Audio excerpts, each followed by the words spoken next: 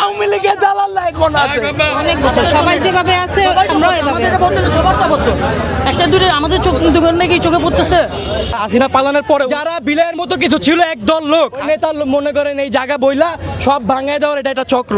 দেওয়া লাগবে না ভাই, নুরিশ তারা হুট করে আইয়া ভাঙে দেয়।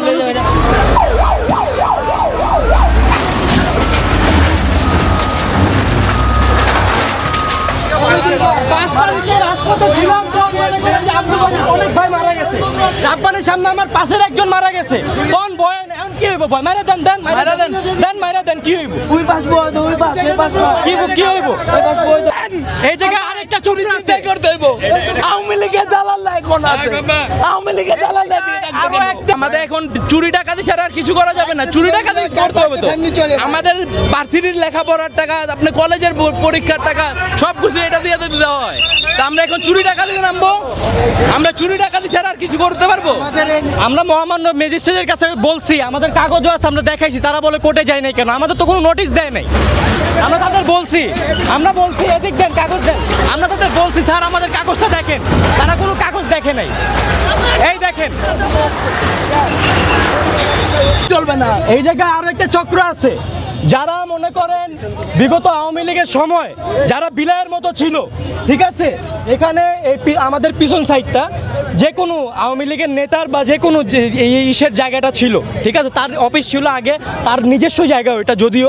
তারপর ওই উনার যেহেতু ভাঙ্গার পরে, যেহেতু হাসিনা পালানোর পরে ওনার কোনো পদ নাই, ঠিক আছে, এই জন্য যারা বিলায়ের মতো কিছু ছিল একদল লোক, আমি তাদের দেখছি সবাইরেই।